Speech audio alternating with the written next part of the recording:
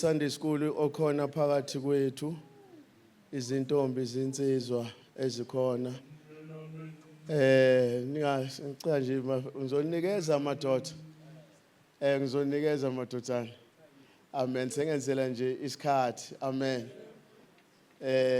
ukhona ongaziyo ukuthi ngisalifaka naphansi ikhanda amen manje ngifuna uningithunuke amen omama obaba bakhona abaholi bonke ngokuhlukana kwezihlalo zabo uma ngazibala ngadideka ikhanda ziningi kakhulu amen oprofessor bakhona ngiyabingelela ikhulu zomnyango ebezimenyiwe zenhlangano enkulu kakhulu kababa uNgqibisa ngiyabingelela ngibingelele umama wethu mama Khumalo engimhlonipha kakhulu umndeni yonke yombili imndeni yonke ngokuhlukana kwawo ukuthula inkosi yethu uJesu Kristu makube nani amen kukhona ibandla engingeke ngakhonza kulo bazalwane khona ibandla engeke ngakhonza kulo nje kodwa umholi walo uthuma eqala ekhuluma athi amen bese lithi amen ileyo nto nje engangifaka kulelo bandla ngendlela abamusho kamnandi lo amen wabo ngiyathanda amen bazalwane haleluya nakho ke siyambonga uNkulunkulu bazalwane nami ngibonge nje ukuhlonishwa ukuthi ngifike lapha eGauteng ngoba sesingabakhululekileyo kwangelula qala ukuthi usuke eKZN uzoma nje eGauteng uzoshumayela zazihlabe zaseGoli kukhona omkhulu nje abaze bahamba behlala emahostela bengayi eSoweto besaba ngenxa ukuthi asigcintezelana sodwa kwathi uma kuvela inkululeko sakhululeka ke nathi sesiyakwazi ufika esikhulume ngwane amen sesiyakwazi siyabonga kakhulu bazalwane siyabonga isinqumo esithathwe uMama Khumalo baholi ngiwumuntu othume ekhulume into kwabanye babhlungu, abanye bathi ngiyakapa, kodwa nje yona isuke injalo. And angikwazi ukucompromise, angikwazi ukugubezela. Bake bafika labazalwane emadadeni, behamba nomama Khumalo namanye amadoda eDOC, bathi bazocela ukubeka ukuthi abekelwe umama Khumalo. Ngababuza ukuthi angeke yini nimjikele kusasa. Nganibuza ngithi Nqobisa, ngathi angeke yini nimjikele kusasa njoba nithi niyambeka, ngoba kunenkinga bazalwane. Uma ugana umholi usushiyo umyeni wakho, abantu bake babangisane ngawe begcine bethi thina sihamba nomama, kanti benzela ukuthola iposition ababiziwe kulento. Sizwana abazalwane, ngabuza ukuthi kusasa ngeke yini njike, athi amadoda aya ngeke. Ngathi nizomhlonipha yini lo mama? Bathi sizomhlonipha impela inkosi yethu. Athi uma nisho njalo ngizowenza lo msebenzi. Ngiyadumala ngwane, angisawaboni la madoda manje. Kuzobe ngathi ngiyawahleba noma ngabe khona bengizowatshela, angisaniboni. Ziphi ithembiso enazisho le kwaZungu emadadeni ukuthi lo mama ninakumlahla. Ngathi angifuni nimbeke kanti khona ucuthela iposition. Abantu abahlukumezekayo uma kushona umholi, unkosikazi kaMholi, yingane zikaMholi, zigcine zingazi ukuthi ziye esontweni noma zingazi, ngoba zigcina zigigiyelwa khona la endlini kaNkulunkulu. Uthi uhlezi kule position ubucabanga ukuthi kodwa ingane yami ngiyayifisela yini ukuthi uma kwenzeke ngayithola le position. Uyayifisela ngwane ngendlela okusinda ngakhona. Ngithi yabona, angwaboni manje ngiqibisela amadoda. Mina ngeke kungibusise uma mhlawumbe sezofika sezonikela ntambama. Ngoba ngaba khona la njoba eza kwaZungu, njoba neza nazongilanda kumele ngaba khona la. Uyezwa mntakababa, siyabonga ke ukuthi ke uhambile nomama Khumalo wamsekela kwafika lesi sikhathi. Izwe ngizokhuluma ngalo nje, leli izwi lalifundwa kakhulu uma kuthiwa kuyovulwa amatshe. Incwadi kaNehemiya kuthi indongwa zidilikile. uNehemiya 2 uyongibhekela babu uNohashi, kwakuthiwe yokuvula amatshe noma yokukhuphula. Namhlanje ngizoyala ngayo, ngingakhuphuli ngavula imatshe. uNehemiya 2 sizoqala lapha kuverse nama ngisabona njengoNohashi emehlweni kuverse 18. Ufunde leyo ndaba. Ngifuna ukuthi ke ake ngiqale ngomama esangibhekela ubaba Nohashi. Awukaze wacabanga ukuthi uyogana umfundisi. Awukaze wacabanga. Mhlambe nawe usakhula wawuyikhandela isithombe nje somyeni ofuna ukumgana. Mhlambe ke akhona lawo ma qualities la kunqibisa, ngoba ngeke ngimbone ngamanye amalanga hamba ngayimoto ezinhle. Mhlambe wafuna ukugana umuntu ohamba ngayimoto ezinhle. Ungacabange nje ukuthi ungagana umfundisi, ngoba umfundisi ubukeleka phansi. Aso sonke isikhathi umfundisi ubukeleka phansi. Kodwa uNkulunkulu wakulethela le ndoda. Ngifuna ukutshela into eyodwa engihlala ngitshela umama Mholi, ukuthi noma leli bandla leDOC lingasakuhloniphi, kodwa uNkulunkulu emazulwini uyakuhlonipha. Ngoba wena ugane umgcotshwa wakhe, wena ugane isisebenzi sakhe, okumele ukuthi uma unqibisa ephume yoshumayela wena ube umkhulekela ukuthi izinto azozisho phambili kube umlayezo oqhamuka kuNkulunkulu. Sezwana mama, Okwesibili, kuhlale kukhulunywa njalo ngabaholi abaqonywayo. Lento ihlala ikhulunywa njalo ngabaholi abaqonywayo. Angithi mayisi. Kodwa ngifuna ukukutshela mama ukuthi enye into edala ukuthi abaholi beqonywe yini namakhosikazi abafundisi. Ngoba uma uke wasola umuntu wesifazane ukuthi uthandana nendoda yakho, usuka wena utshela le ndoda yakho ukuthi wena uthandana noSibanibani. Kanti ngenkathi wena utshela le ndoda yakho ukuthi ithandana noGugu noma noSonto, usudayisa indoda yakho ukuthi imbuke lo muntu wesifazane ukuthi yini kuthiwa ngifanelene naye.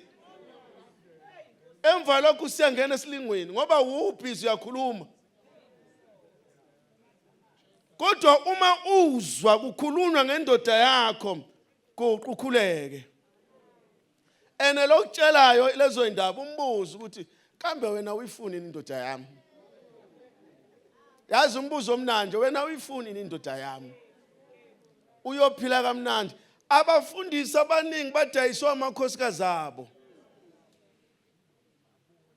Sezwana Mangweni. Uyezwa ma? Ungalokothi utshela le ndoda ukuthi kuthiwa wena uthandana noSibanibani. Uyayidayisa ngithi uyambona naye uGundile uyachama angithi yabona umdayisa vele adayiseke. Uyezwa mfowethu? Okunye okumele ugade njengomama mfundisi ukukhulumela safuthi. Omama mholi bawaqedile amabandla ngokukhulumela safuthi. Uyazi ukuthi mama kunevesi omuthi uma kushadiswa ngalo kuthiwe bafazi thobelana amadodeni. Uyazi kunento engathi umpostoli Paul wayishiya la ukuthi bafazi thobelana amadodeni ukuze kuzolunga isiqalekiso esashiwe entsimini. Inkingi isiqalekiso ikhese sibambile ileyo ukuthi uyokhulela uzubunzima. Kanti uma wehla nalo lithi ukunxanela kwakho kusendodeni yakho. Elinya lisho ukuthi ukunxanela kwakho kusendodeni yakho. Lithi uyofisa ukubusa indoda yakho, kodwa indoda yakho iyoba namandla okukubusa. Uma iphethe le English lizomtshela kanjalo. Ukuthi uyofisa ukubusa indoda yakho, kodwa indoda yakho iyoba namandla okukubusa. Isiqalekiso seconflict emndenini.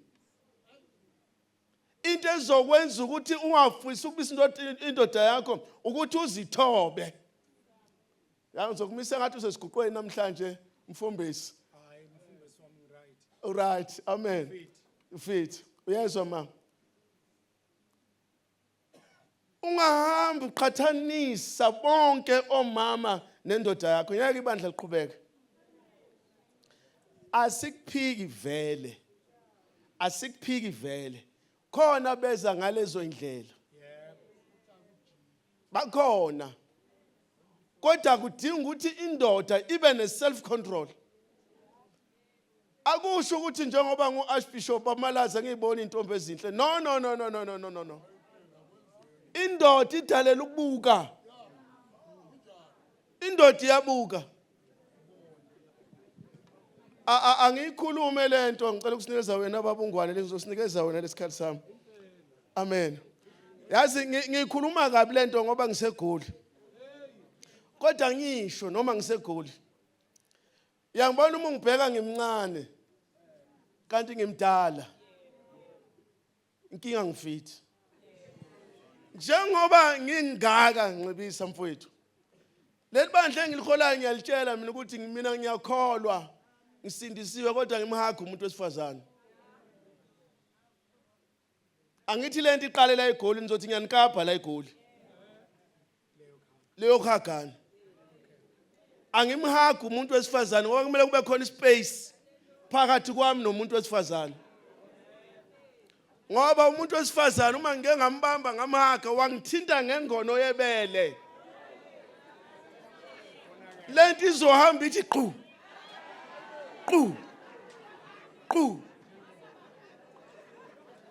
and lento izongifaka emalingweni. Kodwa ke ngoba nina lapha eGoli vele seniphezulu kakhulu ngesalvation. Babambeni sizonibuza kusasa uwe kanjani? Uwe kanjani? Akube khona ispace nqebisa. And nifaka nama perfume adulayo. Uyezwa mfowethu? Ngiyazi niyagagana vele lapha eGauteng. Angifuni ukuthi nithi nginishaya ngembazo kodwa lento idalele kumele kube nespace phakathi kwami nomuntu sifazane. Umuntu okumele ngimbambe ngizwe ingono yakhe umngami. Kodwa uqhubeke ke mfowethu ubabamba ubahage ngoba isitela sakhona yanga ukuvimba. Sizwana? Sizwana futhi. Njengomama ungawenza amaphutha mamtimandi ngoba naseBhayibhelini bakhona omama benza amaphutha. Wayidayiseka umuntu wagcina edlile ngenxa yomuntu wesifazane.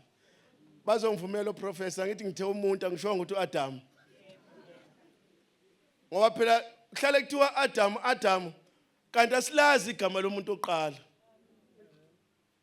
Mayisa igama lomuntu oqala asilazi. Akulona igama lakho uthi Adam. Igama lokuthi Adam kusho ukuthi umuntu. Umuntu. Kodwa sesimile ukuthi Adam.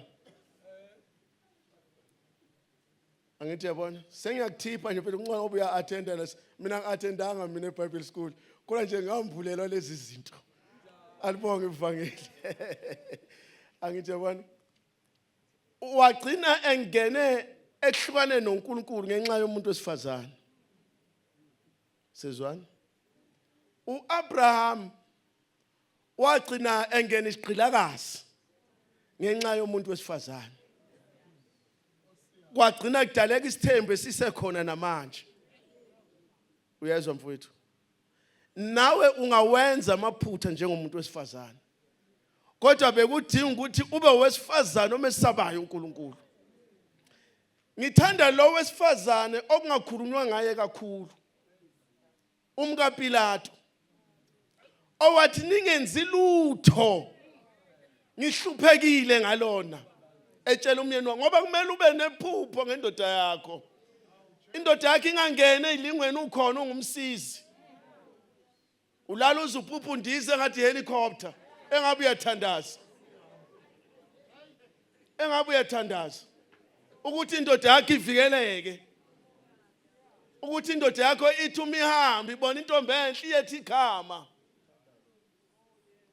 Iyethi igama ngithi kwathi umuntu akethe amagama. Ayiqhamuka intombi ifake iveza inkaba ayethi igama athi inja le angayiqhathanisi nawe. Iqhamuka ibophe ngebhlue athi inkawu le ezokwazi ukuthi engangena esilingweni. Aqhamuke noma ngabe isifesiqe athi imfene le. Ikhulekela indoda yakho izokwazi ukuphepha. Ngoba kuleli office esikulo izilingo ziningi bazalwane. Uyezwa mama? Ngiyamthanda lo mama. Ngifundele baba noHashi ngizohlisa mase ngiqonde kule ndoda bese ngiyenze njalo. Chapter 2 verse 18. Incwadi uNehemiya chapter 2 amaverse mathathu 18 u19 kanye no20. Fundeka kanje. Ngabatshela ngesandla sikaNkulunkulu wami esasisihle phezukwami. Nangamazwi enkosi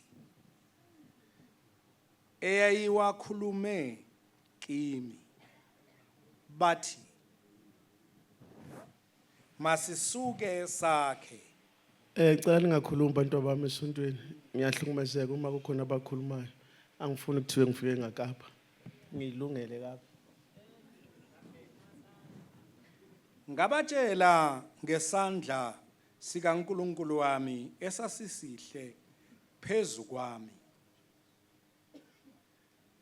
Nangamazwi enkosi eyayiwakhulume kimi bathi masisuke sakhe.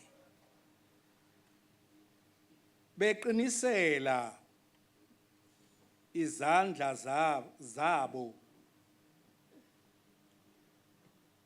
lo msebenzi. Kepha labo uSanibhalati umHeroni noTobiya inceku yakwa Amoni noGeshemu uma kuthi ngibiza kahle wase-Arabiya bezwa lokho basihleka usulu basidelela bathi yini lokhu enikwenzayo na niyakuyihlubuka inkosi na ngase ngibabuyisela amazwi ngathi kubo uNkulunkulu wezulu uyakusiphumelelisa ngalokho thina zinceku zakhe siyakusuka sakhe kepha nina anina sabelo nalungelo nasikhumbuzo eJerusalem. Incwadi kaNehemiya. UNehemiya siyakhumbula ukuthi wayesekuthunjweni. UNehemiya uma eletha itiye lenkosi, inkosi imbona ubuso engathi bunyukubele. Uthi yena wayenganyukubele. Kodwa inkosi imbuza ukuthi unyukubeleleni. Ukuthi ngingenyukubele kanjani amasango nezindonga zaseJerusalem azidilikile. Kusho ukuthi uNehemiya ngenkathi eweta inkosi kwase kunento esimthintile ngezwe lakubo. Ngoba bekudingakala abantu abazoba nentshisakalo. Njengoba uhola leli bandla kumele ube nentshisakalo yokuhola leli bandla. Angazi amanye amadoda ngoba phela isizwe uma sithunjiwe kusuka kukhona nezinduna namakhosi neziqhwaga ukuthi bona yini ingafikanga lento uma beza umlayezo ukuthi izinto zidiliziwe eJerusalem. Kusho ukuthi intshisakalo yayingekho ezweni lakubo. Basebezwa ubumnandi bekhonza uNkulunkulu abangakhonzwa eJerusalem. Isiyamvumela inkosi engikhaphezulu nqebisa mfethu. Iyamvumela inkosi ukuthi ahambe imbhalela incwadi. Lithi iBhayibheli uma efika wake wathatha abambalwa wahamba wayohlola indawo. Ukuyoyibuka le ndawo ukuthi umonakalo ungakanani. Lento esho ukuthi uma ungumholi kunesikhathi la okudingeka ukuthi ukushiye isixuku. Ukuhambe ubuke leli bandla ukuthi ngabe liya phambili noma liyapi. Emva kwalokho nqebisa mfowethu. Lithi iBhayibheli uNehemiya wabe sebatshela ngesandla sikaNkulunkulu esiphezulu kwakhe. Lento esho ukuthi uma singabaholi bengadingi ukungala ukuthi sifike ebandleni siveze izinto esinazo ezikithi singavezi amandla kaNkulunkulu akithi. Sezwana futhi. Bekudinga ukuthi siveze amandla isandla sikaNkulunkulu esinamandla esiphezulu kwakhe. Emva lokho usedayisa umbono. Ivision ukhulumile ubaba uSibiya. Uyayidayisa ebandleni kuze bezoyimukela. Ngengathi kulamabandla ethu engathi esemadala kunzima ukushintsha into nje. Kunzima. Ngoba kunabantu abadala bakutshela ukuthi thina sasiphethwe yilo yamkhulu wena ungwesingaka la. Ayikwazi lento ukushintsha. Kodwa lapho kudinga uhambe kancane ungajahi ukuthi ufuna izinguquko ezintsha. Sezwana futhi. Uyawudayisa umbono. Usethi ke masisukeni sakhe. Umethi masisuke sakhe kukhona abamphikiswayo.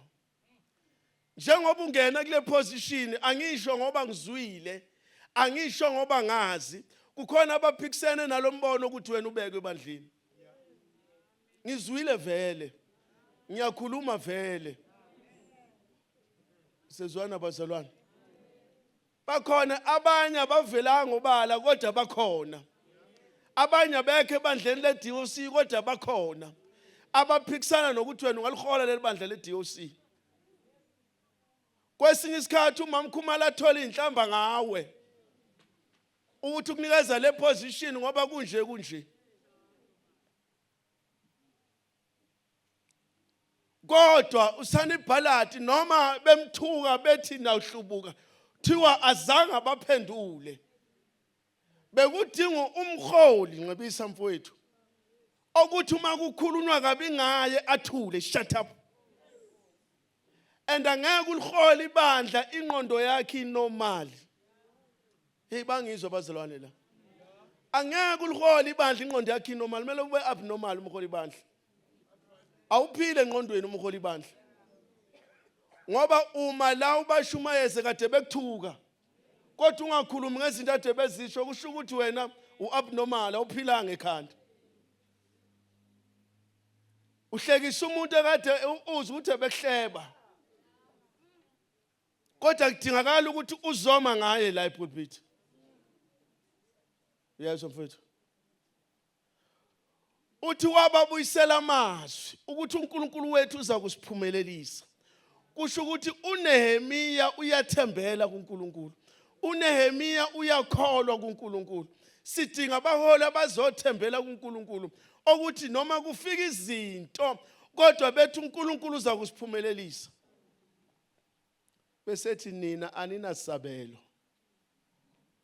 Angeke nize nibe nanesikhumbuzo. Lalela ke Nqebisa. Khona izinto kuthiwa iprotocol. Okunye kuthiwa iorder.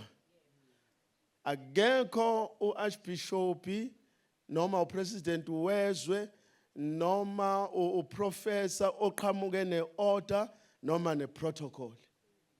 Kodwa lento ekaNkulunkulu. Yezwa futhi. Njoba kunengilosi nje. Gabriel nomsebenzi wakhe. KunoMikhayeli nomsebenzi wakhe. Iprotocol yasezulwini. Angithi yabona? La njengoba ngikhuluma ngalento siyalidinga ibandla elineorder. Uyezwa futhi. And uma uyifaka iorder bakubona engathi ibandla lakho uzenza ngcono. Kanti endlini kaNkulunkulu kumele kube neorder.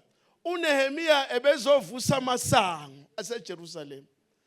Lamasango aseJerusalem ayiorder kaNkulunkulu. Eloqala isango alivusa lavusa uEliyashib umpristi omkhulu. Isango lezimvu. Kusho ukuthi uma kuziwa kuyithabanakeli kuletha umnikelo ongangeni noma kuliphi isango, kwakunesango kwangena kulo lezimvu. Uyezwa futhi. Lelisango lezimvu ilele lasimbolize uJesu ngoba mesefika uthi mina ngiyisango lezimvu. Uma ezofica logulayo eBethesda kuthiwa wayihleze esangweni lezimvu, kwafika isango lezimvu lazokhuluma nohleze esangweni lezimvu. uNkulunkulu angeke akhulume nawe ungekho kuye. Yezwa futhi wami. Elinye isango bandla le-DOC namanye amabandla akhona. Kuna sinyaka silokhu sithukana. Ubone elinye ibandla likhulu ucabanga ukuthi kusho ukuthi umkholo walo unenyoka unani. Elinye isango leinhlanzi. Ukuthi uma kuyodwetshwa bazongena ngesango leinhlanzi. Lento esho ukuthini kithi ngalesi sikhathi? Esho ukuthi amalungu eDOC awahamba yodweba kuze ibandla lizokhula. Fundisa abantu ukuthi abantu abahambe. Inkinga yethu asifuni ukuphendula abangakholwa. Ufuna ukuzophemba laba abala i12. Laba bazofika bekuhluphe. Uyezwa mfethu. wonke umzalwane wala iDOC ngimnikeza umsebenzi akahamba landa abantu abalethela ebandleni. Yezwa bhuti. Angeke uthokoze bhuti uma uzohamba uthi hayi ngifuna lela lida lela nanga umfana wamuna lapha ushaya ihlabelo kumnandi. Hayi sengifuna no right lapha. Mina wami kumele ngiyifundisele mina ngiyayitrainela amalita. Ngiyayitrainela ngoba namanje ngiyabuka la iDOC ukuthi khona nokunenkinga la. Awukho Sunday school khona ile ngane kuphela. Hayi khona. Ibandla lingenawo Sunday school nje no. Izophela lo bandla lelo. Ngoba kumele kube khona abantu abazokhula ebandleni bazi umthetho webandla. Yes, iorder kaNkulunkulu. Kwanginesango labadala. Angithi uyabona njengoba besingena la kuthiwa uyabona bazenza ngcono bafuna ungena bodwa. No, iorder. Singathi uma siphuma la sesilokhu siphushwa omama ngezinqa nathi siyaphuma eminyaka. No. Mele siphume thina siyokhumula nihlale nini order kaNkulunkulu. Angifuni phela ukuthi kube khona ungithintayo bese ngithuka. Ngoba ngizothuka. Sezwana bazalwane, iorder endlini kaNkulunkulu. Angiqedeke enqebisa. Mngani wami. Yabona la epulpit. Kungcono ngoba naba oprofessor zwile ukuthi uyafunda. And abantu abaningi abayinaki lento. Akuvumelekile ukuthi ume phambi kwebandla ufake isandla ephakethini. Ukhuluma indaba kaNkulunkulu wena uphokothele. Labantu babukela phansi usho nepride wena. Akuvumelekile nje ume ufake isandla ephakethini. Ngangibona nala amalita kudala lana uma singene emlindelweni lama lita kudala ngicela ukubamba isikhali sakho mkhulu wami lingene ilidi isikhali selisifake la liphokothele yiba nomusa yiba ngivele ngibona ukuthi hey udoti lo uhola thina uphokothele nangesintu ingane nje ayimi kubantu abadala ifaka izandla emaphaketheni. Manje yini ke endlini kaNkulunkulu? Nenzani la eGauteng?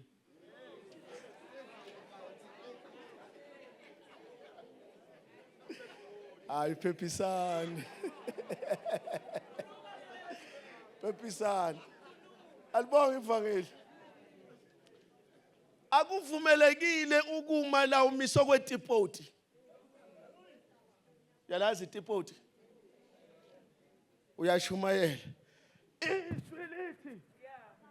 Usume kanje. Usumiso kwetipoti.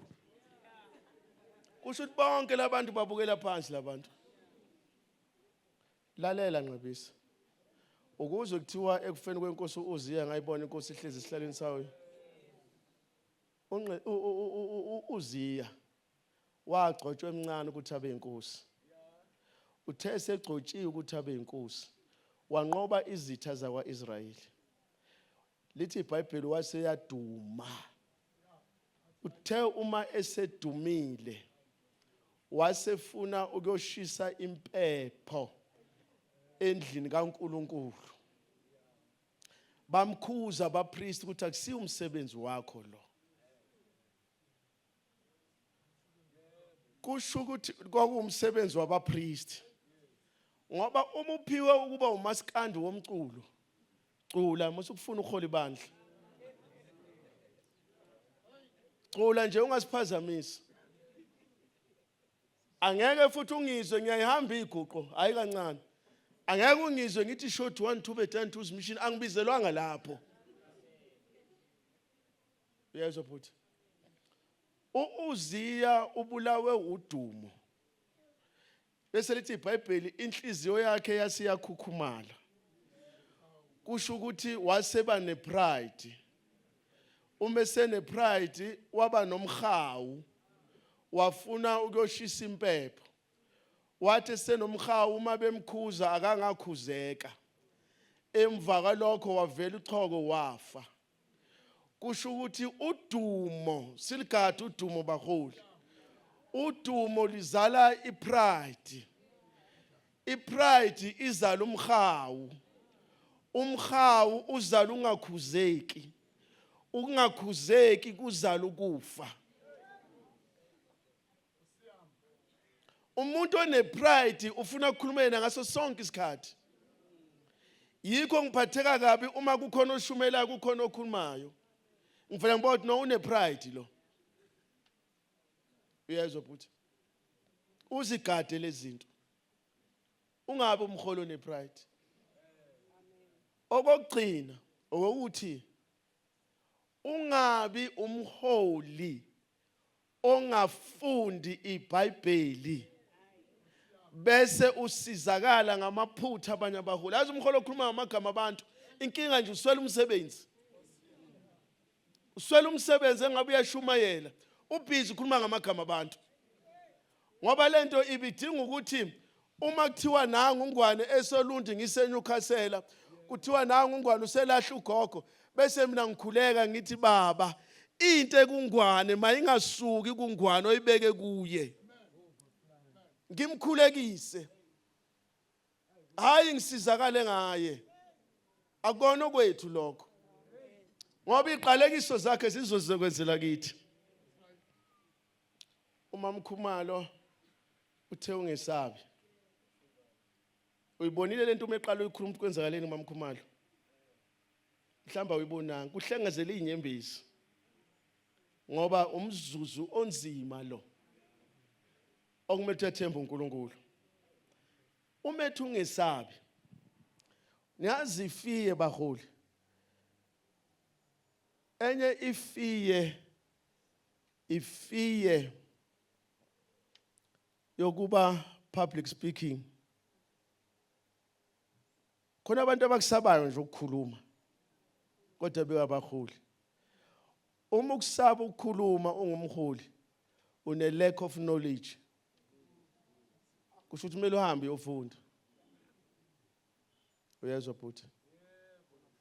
Ngoba kuzofika oprofessor ushayo uvalo uxega amabhluku kwehla umchamo, awusazi uzothini ngoba awufundi.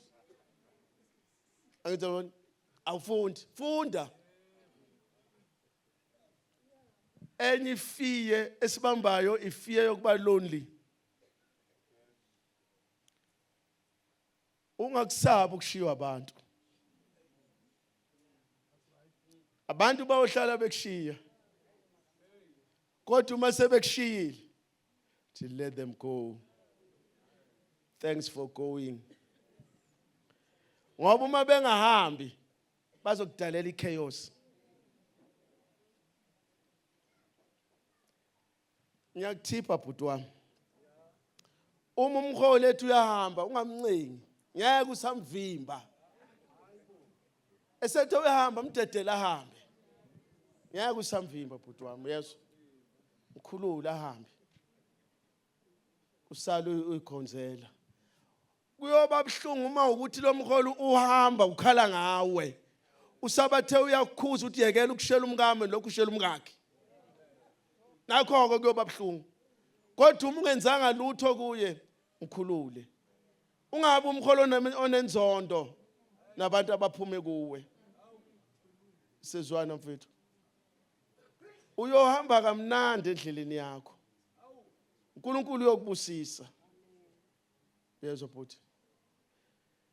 Ngicela ukuthi uqhubeke ngenze lo msebenzi bengukuyala nje mfowethu. Ngoba iminyaka yami isimningi nami lapha ngihola ngeke ngisho ukuthi imingaki. Kodwa isimningi angithi yabona.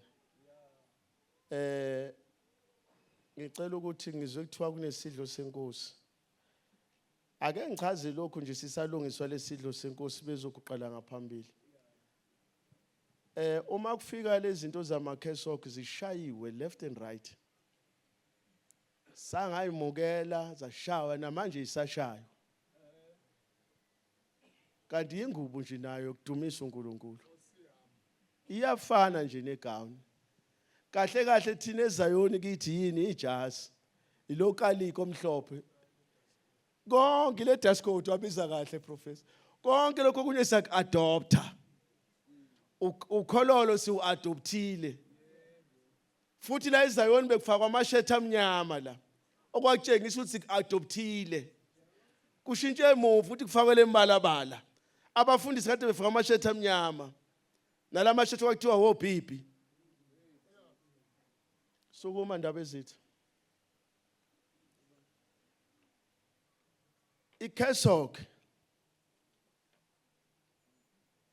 uma ingenawo le oyifakile amakinopha u33 umthungu wayo akayithunganga kahle kumele abe u33 amele iminyaka kaJesu efundisa ephilisa emhlabeni uyezwa futhi uma leKesok oyifakile ingenawo amapliti amathathu kumele uhambe uyilungisa ngoba lama pliti amathathu amele ubuthathu bunye bukaNkulunkulu yabona yonke into ela iyakhuluma ibhande leli wasuka ekudleni wakhwica abanye bathwele igqoko size sizethe amagama sithi omlomo kafishi ngenxa yokungasa kanti bahlonipha ngomkhosi wePentecost kwehla umoya ongcwele la ngemuva leso sigqoko sinamabhande amabili ehlayo elilodwa ibhande limele iNew Testament elilodwa limele iOld Testament kusho ukuthi uma uyigxeka nje ugxeka nje awukatholi kahle gqoka vele ngoba negani wagqokisa vele gqoke nje ungabi nankinga angithi yabona bakhona abakhulu bami nabo baba ufake nayo icross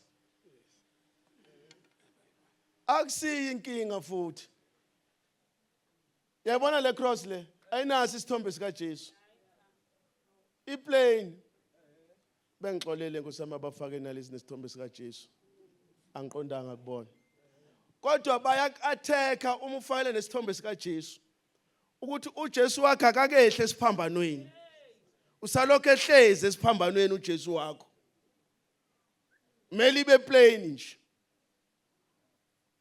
sabona owangifundisa wathi ngathi izoza kuwena ke mkhulu wami kodwa ke akunankingi owangifundisa wathi ngithi uma ngiyifake besihlala esikhwameni seshethi la ngoba uma ihlezi la ithintana nenhliziyo yami ilokhu ingikhumbuza ukuthi mina ngumgcotshwa kaNkuluNkulu angithi yabona hlala phansi lapha ezithi awuyifaki nje nama running shoes sengibonile akekho wafakile ngoba into ye-order yiba gentleman nqibisa man uyezwa bhuti hey uphethe naye induku azokunikeza yona umama uKhumalo uMashubane Nxamalala uyabona uma uyiphethe ibanjwa ngalesandla lesu uyabusisa ngeshwa thina ukubusisa kumele sikubambe size siginqe phansi kanti siyabusisa uma ungena Good Friday ebandleni leDOC ngingekho mina uyongena uyibambe kanje etshengisa ukuthi wena olusela umhlambi obekiwe ulusela umhlambi kodwa uma kukhona mina engagcobayo uyibhekise emuva ukhomba ukuthi nangu owangibekayo i-order leyo awuveli usiphathe noma kanjani kahle kahle lezikhali ezigobile nje manje iphathwa abafana bengazazi usegwabe usesibhekise phambili naye usho ukuthi naye ungumkholi la ebandleni sewumkholi la ebandleni awusibambe usibhekise phambili sibhekise emuva uma khona thina futhi nje akumele nje usengasibhekisa kwanamhlanje phambili amen yabona nje ngiphathela lesi noma ngidressa sihlale sibheke phambili ukuthi yimi engiphethe kubekwe mina angithi yabona uma umfana nje usuphethe esinje njengaso leso Sibheke emuva. Uyathola phutha. Uhambe kahle endleni kaNkuluNkulu. uNkulunkulu akubusise. Ngifuna ukuhlabelela. Kodwa ke bengizohlabelela isingisi ngoba ngiseGauteng. Manje le ngane ngiyabona izofika ebusuku. Khona ingoma esingise ngithi uma ngihlabelela ithi keep me safe till the storm passes over, till the thunder sounds no more, till the clouds roll forever from the sky, hold me fast. Kuthi lapho ivunguvungu zikufikela uNkulunkulu abe nawe. Ngicela ukuthi sihlabeleleni bazalwane bese ngibafungisa laba fowethu.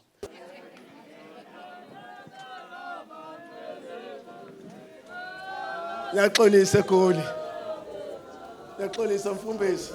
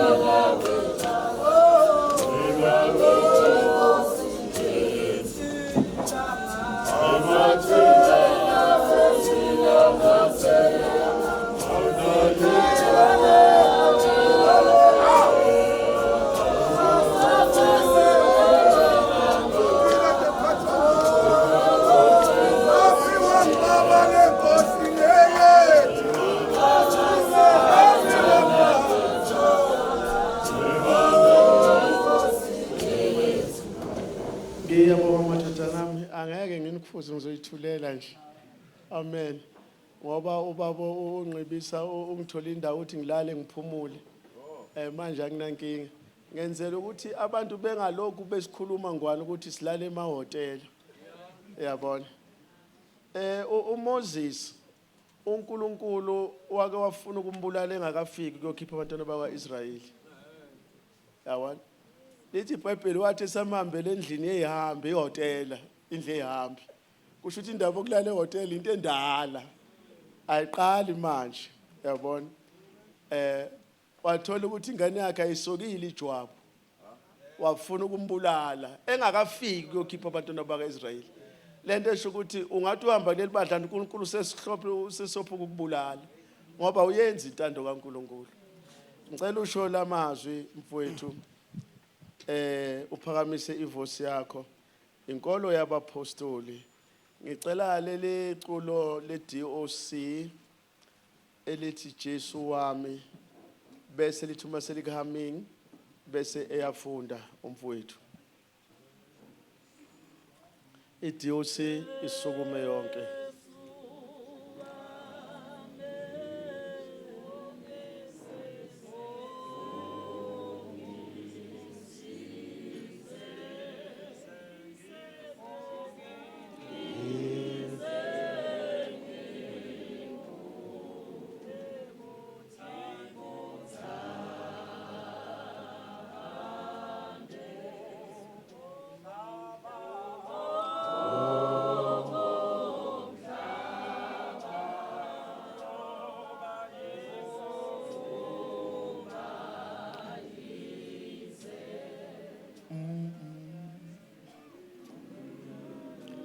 Ngiyakholwa kuNkulunkulu uyise uSomandla, umdali wezulu nomhlaba, nakuJesu Kristu, indodana yakhe eyodwa, iNkosi yethu,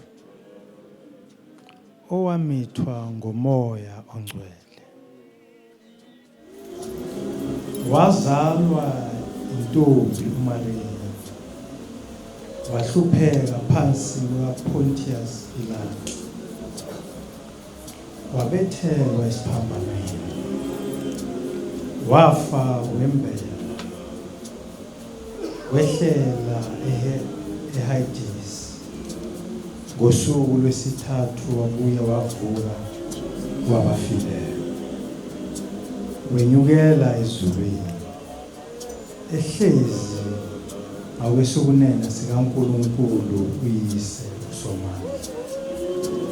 Weza evela khona ukwahlulela abahleziyo nabafileyo.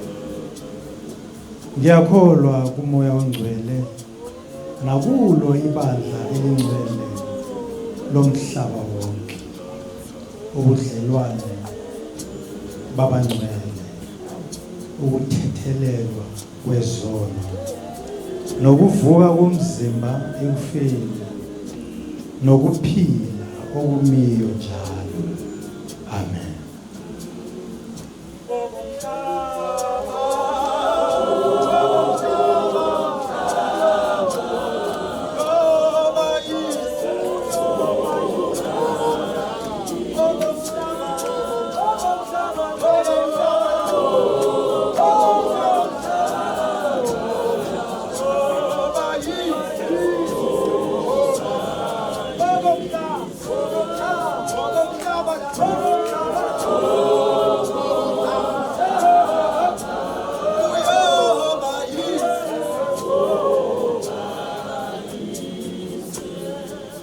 Mina kukulethu goodness Nqibisa. Ngimile phambi kukaNkulunkulu nebandla lonke. Ngiyafunga ngiyathembisa ukuthi ngizoba umsizi oqotho kaBaba. Angeke ngimnqabele uBaba ukwenza umsebenzi kaNkulunkulu nowebandla le-Disciples of Christ isibusiso sosinda ngaye. Ngizobathanda bonke abazalwane abadala nabancane ngokufanayo.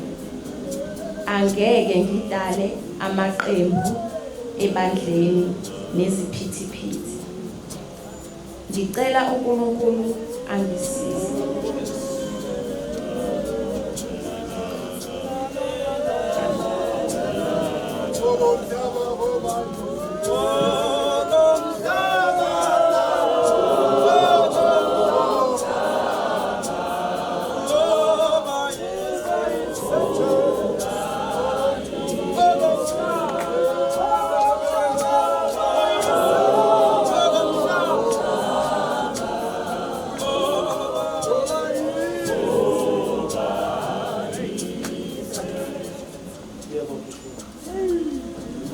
Mina Joseph Phosani Mngqibisa Miyeni ngimile phambi kukaNkulunkulu nebandla lonke nomphakathi wonke.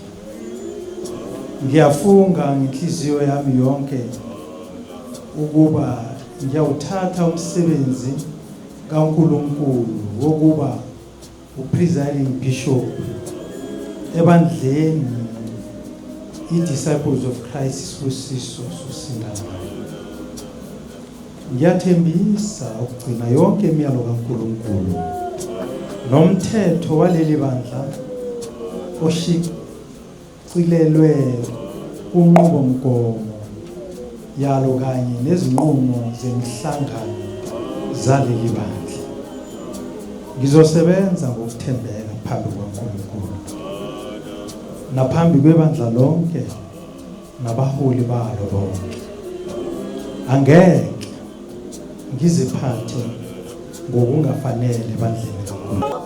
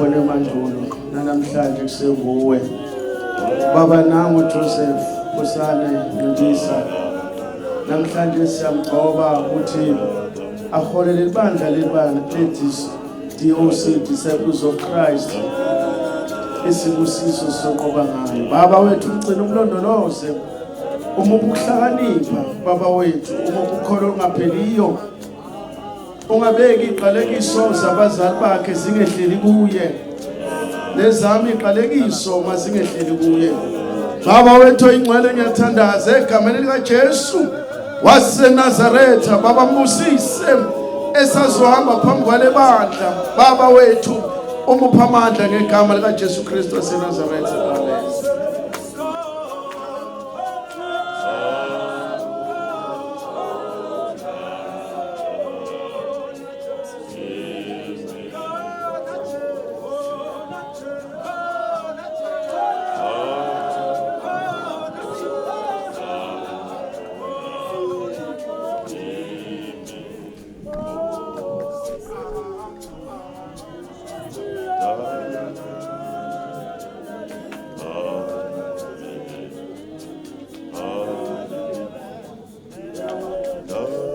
Jesu baba nangu umsizi wakhe muphuhlakanipha baba wethu engcwele ahambe ngobuqotho phambi kwebandla lakho umuphe ukuhlakanipha umuphe ukwethembeka umuphe ukukholwa umuphe ukubekezela ngegama lenkosi yethu Jesu Kristu waseNazaretha amen.